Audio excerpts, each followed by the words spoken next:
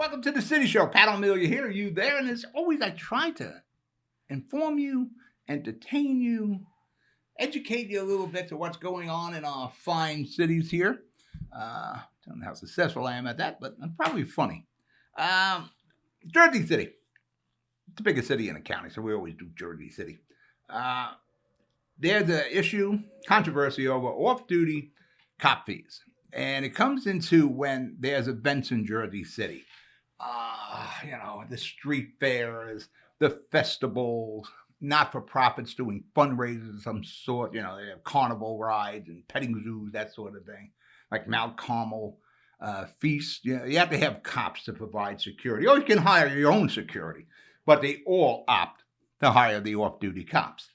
Obviously, it's cheaper than private security. Everything is ridiculously expensive now. So Jersey City PD, the Department of Public Safety, is looking to raise the price on the fees charged for off-duty police. And everybody's upset. We're not for profits. We're just trying to support the city and do the right thing. All that is true. But there are expenses. And this is really a simple one, as far as the off-duty cop fees. If the event is a fundraiser, if it has to do with money, if it's a fundraiser, if they charge a fee for the vendors to participate, you want to be a vendor and sell your product or food or whatever, there's a fee that the event charges. If they sell tickets to the event, whether it's a not-for-profit or a for-profit, it doesn't make a difference. You can work the price of the off-duty cops into the overhead of the event. Now, I've been a part of the landmark Lowe's Theater for years. When there was an event, we hired off-duty cops. We hired fire marshals. And we paid the going rate, and we included that and worked that into the price of the event. So when their tickets were sold, the price of the ticket covered, whatever was going on in the building, the rental of the movie, whatever insurances were incurred, and the fire marshals and the police. It's very simple. And one of the things that we're talking about, the not-for-profits. Let me tell you about not-for-profits. They're in the business of making money. And at the end of the year, they're not like, we didn't make any profit, we lost money. No, they didn't lose any money. There is money in their ledger. They're really a corporation, but they're just taxed differently. But believe me, a not-for-profit is trying to make money. They have expenses, overhead, just like any other business. And so when it comes again, I'm in full agreement with public safety. If you're going to hire the cops, you can hire private security, but they never do that. You figure out the fee of the cops into your event overhead, and that takes care of it. The city needs to raise money where it can without dipping into the pockets of mom and pop homeowners. And that's it. Easiest way to do it. Just figure it into the expense. All right, we're going to break for commercial. You're watching The City Show. When we come back, we're going to talk about cannabis lawsuit with Jersey City cops, cannabis cop lawsuit, proposed e-bike regulations, and Dog Patch, the undiscovered part of Jersey City. No more. We'll be right back.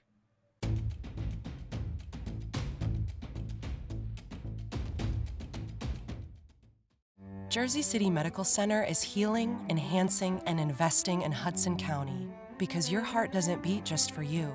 So get it checked. When your bones are healthy, it lifts us all. We're delivering joy daily in our Lord Abbott Maternity Wing and providing New Jersey's only NCI-designated comprehensive cancer center. We'll continue building our medical network and taking every precaution for your safety so that we can all be healthy together. Burns Brothers Memorials, Monuments, and Markers, 787 Tunley Avenue, Jersey City. Hudson County's only monument maker, serving all faiths and cemeteries. Design, studio, and large inventory on site. Cemetery inscriptions and custom orders welcome. Burns Brothers Memorials, Monuments, and Markers, 787 Tunley Avenue, just south of Secaucus Road. Craftsmanship that will last for all eternity. Burns Brothers, Jersey City, Albert H. Hopper, North Arlington. Visit us on the net. Panepinto Properties, Jersey City, shaping the workplace with state-of-the-art office spaces and addresses your company desires. Building residences that define your home environment, adjacent to all modes of transportation with on-site parking available. The right address, the right lease. Call 201-521-9000 or visit online at panepintodevelopment.com. Panapinto Properties, building Jersey City for everyone. We're back. City Show. Pat O'Meara here. Don't forget the stuff you see on the bottom of the screen. Love us on Twitter. Subscribe to us on YouTube. Follow us on Facebook. Vimeo live stream. Follow us there. That's where we archive all our shows. For that matter, we're going to dig out one of the old archives. If you read the Jersey Journal, there's a 30-year-old cold case situation there. They're starting to look at it again. It's the 30th anniversary of the murder, triple homicide. One of the first shows we did on cold case when we produced that back in the old days was that case. So I'm going to post that up on YouTube and we'll tweet that out. So see if we can help the prosecutor's office find a murderer who still may be in Jersey City, but 30 years later could be dead too. But we do all we can to help. The cannabis cops. There are 5 of them in Jersey City that have been terminated from their jobs for consuming pot while they're off duty. Now, Mayor Fulop is under the opinion that cops who carry firearms shouldn't be consuming marijuana, even in their off-duty time, because we cannot determine scientifically and technology-wise when they consume the pot. It stays in the system for quite a while.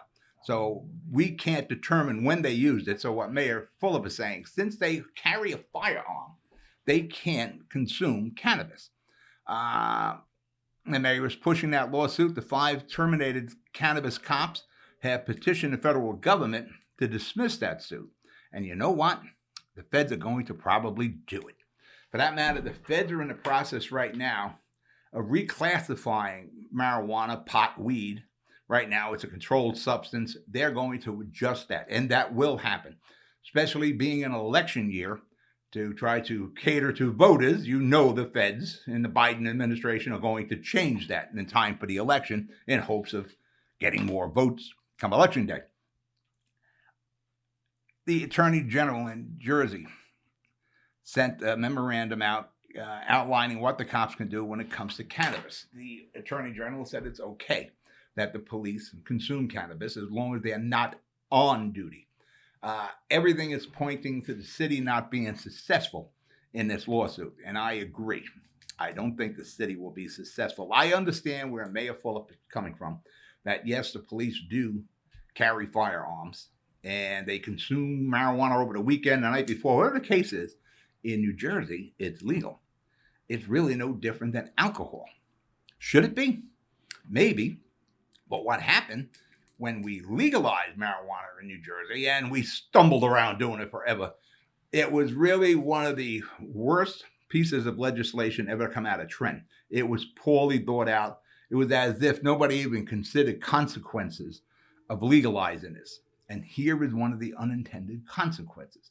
What if law enforcement smoke weed? What do? After the legislation was passed, the Attorney General said, well, you know, it's legal in New Jersey, so it's legal for the cops to consume it. They never considered that at the time. The federal government still considered marijuana a controlled substance, and it's not legal. So what Mayor Fulop's saying, you know, what we have legal in Jersey is not legal federally, and the problem is carrying the firearm. When this is all said and done, and we will lose this case, Jersey City, we will owe a lot of money to these 5 cops. They will be rehired. They will be given back pay. They will receive all their back benefits. They may even get some promotions out of this. And we will have expended a ton of money. Again, I understand where the mayor and director of public safety, James Shea, are coming from, but it's just a preponderance of other opinions from your own state attorney general and now from the federal government. And yes, they're going to reclassify it, and it will happen soon. So when the federal judges are looking about dismissing this case, New Jersey's case, they know the feds are looking at this again, and they're going to reclassify it. So it will be dismissed. So I don't see how the city can be successful in this. And it's, like I said, it's really no different than alcohol. What this should have been considered before we legalize it, all these things should have been thrown against the wall and figured, you know, what can happen if this happens? How do we react? If that happens, how do we react? You know, it's not the cops' fault that we don't have the technology right now to determine when marijuana was consumed. We don't have the technology now if somebody is operating a motor vehicle to determine when they smoked that pot, whether it was 15 minutes ago or 15 hours ago or last week. It stays in the system. I'm no technician on this, but this is everything I read.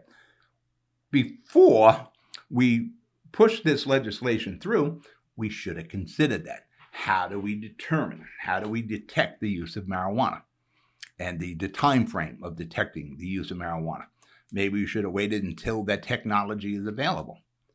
Maybe we should have been a lot clearer with the legislation on how we're dealing with it. Now, marijuana, I don't know how many in Jersey City, how many retail cannabis locations there are now. I know on Central Avenue, they were going to have like 8 or 10 of them, which isn't going to work. 8 or 10 of them are not going to be successful. If you put 8, as I said in the past, you put 8 McDonald's on Central Avenue in the Heights, they're not all going to be successful. Now we're even talking about cannabis consumption lounges.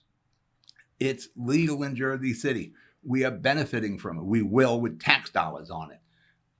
How are we going to determine and discriminate against this one particular group, which is law enforcement? I'm sure it also pertains to the firefighters. Probably even, there's a whole bunch of fields that were not considered. You're getting your knee replaced. The reason I bring it up is I have to. You're certainly hoping your doctor didn't just smoke up some doobies before he's coming in to do your leg. So I'm sure when the bottom line is we're going to be on the hook for a lot of money, Jersey City, with these 5 cops. And we already spent a lot of money on defending this. So it'll be another expense for the people of Jersey City. All right, we're going to break for commercial. You're watching The City Show. I'll be right back.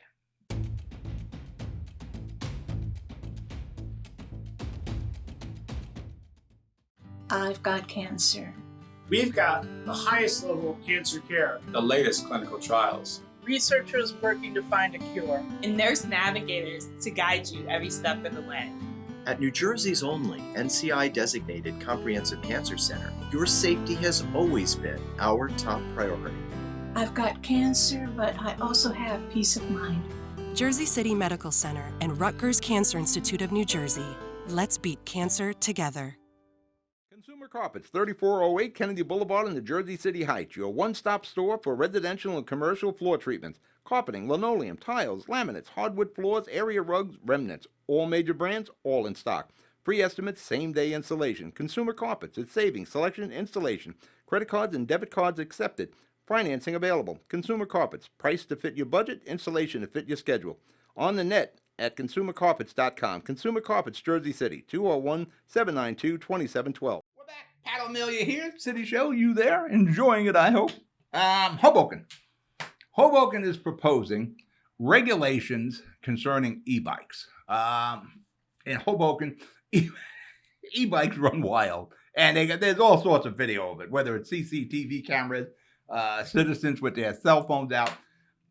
There's a problem with e-bikes.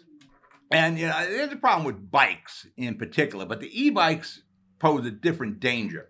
They're motorized, first off. And these e-bikes can get up to speeds of 30 to 40 miles an hour with very minor tinkering with. If you're mechanically inclined, you can get a few more miles per hour out of these things. Hoboken is going to push through some regulations concerning registration of the e-bikes, insurance of e-bikes, identifying the e-bikes. And in particular, what they're looking at is the delivery people. But I don't think you can just discriminate with the commercial aspect. The e-bike is an e-bike, whether it's a civilian operating it or a business. But they need some way of identifying because people will get injured. Accidents will be caused because these e-bikes, they have no concern for the rules of the road or the rules of the sidewalk also. Accidents will occur. People have gotten hurt. They've been hit by the e-bikes. E-bikes have cut off cars and caused accidents. So yeah, we need to figure out how we can identify them and are they insured and probably how we can see them better then, because these bikes are pretty low. I'm not even sure. I mean, I'm leaving my script here. How they even got approved not to have tags and insurance and identification. But that's further in. It still amazes me, because when I was a kid, we had mopeds. and you had to get insurance and license plates on the mopeds. If for some reason, e-bikes, who, like I said, can do 30 to 40 miles an hour. It is a problem on Central Avenue. Hoboken is proposing this, and really, it probably should be a county-wide initiative, or at least right now, a two-city initiative with Hoboken and Jersey City. On Central Avenue, when I'm heading down to Lucky's or I'm going to the post office, I try to avoid Central because it's like a ninja training ground. If you want to teach somebody how to drive a car, just take them up and down Central Avenue a few times. They will have run into every possible obstacle there is. People crossing the street at any time, cars popping out at any time, baby carriage, strollers popping out at any time. I'm going to show my age there with a baby carriage. Huh?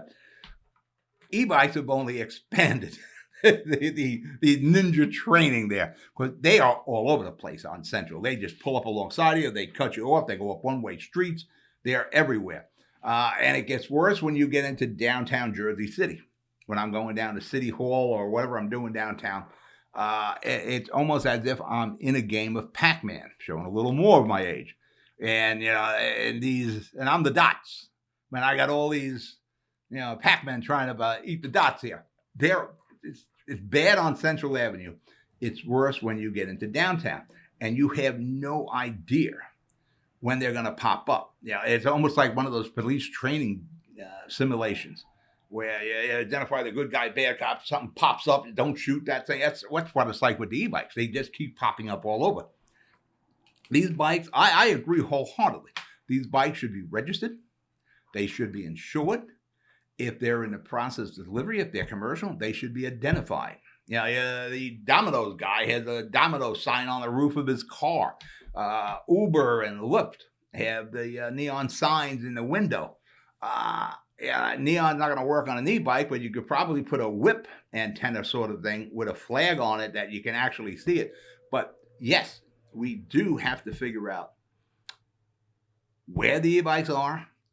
If they're breaking the law and we pick them up on CCTV or the cops see them, they just can't get away, we can identify them. If they hit a pedestrian and they hit a cop, there's a license plate or some sort of a number on it that we can track back, because they're not going to hang around and get locked up or get ticketed, that we can go and find these people and these operators. And like I said, tags, license plates, insurance, some way of identification if it's a Uber Eats bike or whatever, Grubhub.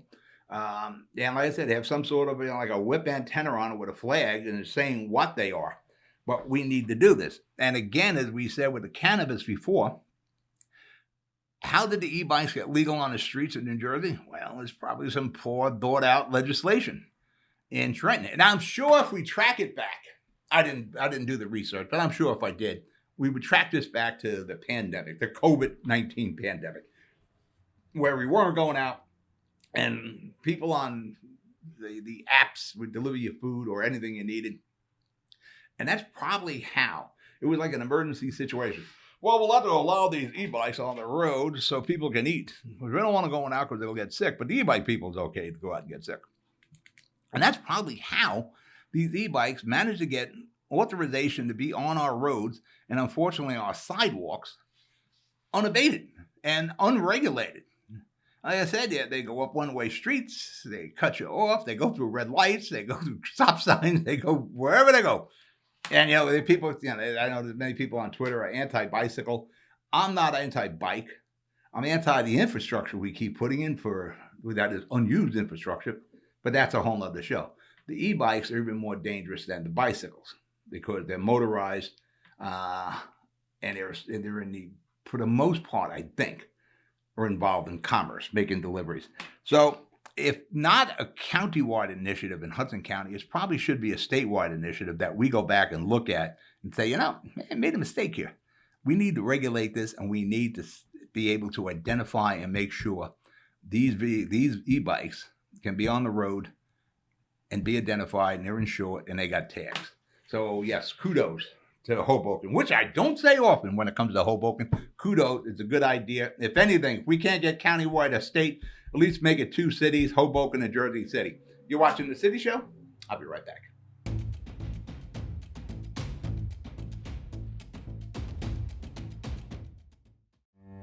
Jersey City Medical Center has a passion for heart health. We're Hudson County's only full-service heart hospital, with innovative technologies and premier cardiovascular physicians, a partnership with Rutgers Health, the latest technology and medical advancements, and nationally renowned care for every heart in every community. Whoever your heart beats for, our hearts beat for you. Jersey City Medical Center. Newport, the luxury waterfront community on the Hudson River, offers a quality of life you deserve in one of our many high-rise towers.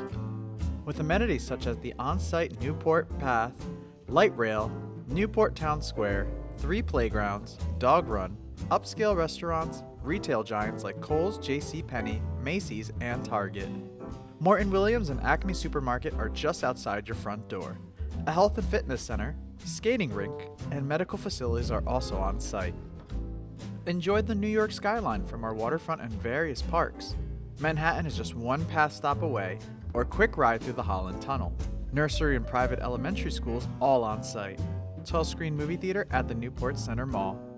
Looking to visit? Stay at the Westin or Marriott Hotel. For more information, visit us at newportnj.com. Make lasting memories to cherish forever. It's incredible. It's you, Newport. Live like you want.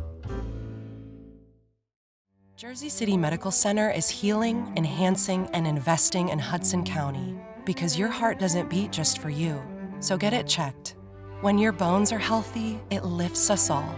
We're delivering joy daily in our Lord Abbott Maternity Wing and providing New Jersey's only NCI-designated comprehensive cancer center. We'll continue building our medical network and taking every precaution for your safety so that we can all be healthy together.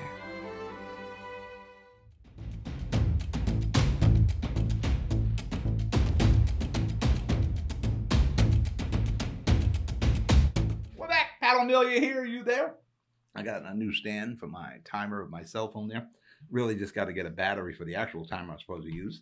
The undiscovered section of Jersey City is undiscovered no more. My neck of the woods, where I'm born and raised, Dogpatch, Jersey City. Dogpatch, Jersey City is a part of Jersey City that is below Tunley Avenue on St. Paul's Avenue, where you know what is the Canco Lofts. At one time, that was the American Can Company. Below Tunley, going down the hill towards the Hackensack River on St. Paul's Avenue, was an odd mix of neighborhoods and commercial businesses, from Copper's Coke to Well and Oil to Coca-Cola to various trucking companies, Nicholas Galvanizing, which is still down there. There was an oil refinery next to my house on West End, the last house on the left. There were junkyards down there. People had junkyards in their backyard. You know, our landlord on West Side Avenue, Jasper Weidman, rest his soul, I'm sure he's gone now. He had a junkyard in that backyard. It was fun for me to play in. That section, PS&G was down there. We used to have the huge natural gas tank that went up and down with the amount of gas that was in it. Tons of oil tanks and gas tanks down there. It was a whole tank farm down there. For that matter, back in, say, around 65, a Piper Cub crashed into one of those tanks, dented the top of it. Unfortunately, the pilot died. Plane scattered. I had a souvenir of the kid part of the metal of that plane. But it was all industrial. The railroad was there. And in fact, when the railroad and American Can Company and Western Electric, what you know is Manor Contemporary, was Western Electric then. Tops, you know, the Tops Watch Band, that was, the Tops building was Tops Watch Band. It was all industrial. And some neighborhoods were in there. Lewis Avenue was a neighborhood. Colbert Street was a neighborhood. Larch is gone now. They put the Skyway new entrance ramp. The state took eminent domain. There were body shops. And back then when the train came by, there were like 8 or 9 sets of railroad tracks. When those trains came by quite a bit. So it was hard to get up and down St. Paul's Avenue. There are people on St. Paul's Avenue now, below Kennedy, in between Kennedy and Tunley, to talk about, the safety, and we got controlled traffic, and no turn right on red. They have no idea what traffic was like back in the old days. Yeah, 3 bars there. American Can Company, when they let out every 8 hours, and it was 24 hours a day, it was like a sea of humanity. Someone turned a faucet. And then in the 70s and 80s, that all changed. But the neighborhood didn't. For that matter, with the exception of, in my lifetime, the Rexon building, they knocked down the row, and where Billings Transfer was, it was a trucking company. It's now a food distribution center. It basically remained unchanged. It is unchanged pretty much to today. PS&G had moved out, took all the tanks apart. It was a big, huge piece of vacant land that I took Mayor Fulop down probably 10, 12 years ago to look at that property for future use of Jersey City. When Amazon was looking for a headquarters, that was one of the spots I was pushing. But with the exception of PS&G moving out and all the tank farms and that food distributor building a new structure where Billings was, nothing has changed. I took a ride down to Dog Patch last week, and because of the new bridges they're putting in and the Skyway entrance ramps, things have changed a little bit. See, it's not like the old Dog Patch. You can't run the streets like it used to. I wanted to go down West Side Avenue. That was closed. James Street was closed. So I went down Duffield, just riding around the old neighborhood. And when I got to Van Curen, which is on the northern end of Dog Patch, going towards where the PS&G coal-fired plant Snake Hill was, I was astounded. What I seen were brand new, huge, 3 of them, warehouses that I had no idea were being built. Now, they build these warehouses pretty quick. You know, and actually, I can't help but see them when I'm on the turnpike. These things, you see the pictures. These things are huge. It is the Hudson Logistic Park. And there's one tenant in there, it looks like already. These are 3 huge warehouses. These are warehouses that are going to have jobs, gettable jobs for the average Joe, the guy that's not a downtown person, not an accountant or a Wall Street guy, that sort of thing. These are jobs that are going to be trucking. There'll be shipping and receiving. There'll be high-low jobs. There'll be office personnel. There'll be mechanics. There'll be everything associated with transportation. And again, these are gettable jobs, not something you need a college degree. These are blue-collar jobs. And that's what Dog Patch was all about when I was a kid. It was an economic center. I could walk out the door when I was a kid in Jersey City, in Dog Patch, and get a job. Whether it was at Thuman's or I was a trailer mechanic with Frederick's Truck and Trailer that was 2 blocks from my house on St. Paul's Avenue. There were jobs everywhere. You had neighborhoods. It was really what they strive for now, live and work. That's what Dog Patch was. You lived in Dog Patch, you worked in Dog Patch. You know, we didn't really have to leave. We had the bars, we had Tracy's grocery store before a supermarket. Eventually, the supermarket became a big thing. I started working for ShopRite. But there was always work in Dog Patch. No matter where you wanted to load trucks, you could do that. You wanted to repair trucks, you could do that. Anything transportation related, you could do. And it looks like that's going to happen again. And there's a renaissance going on. And the good thing about this renaissance, it's all job related. There won't be any condos down there. This looks like it will continue to be a commercial, gettable job resource for the people of Jersey City.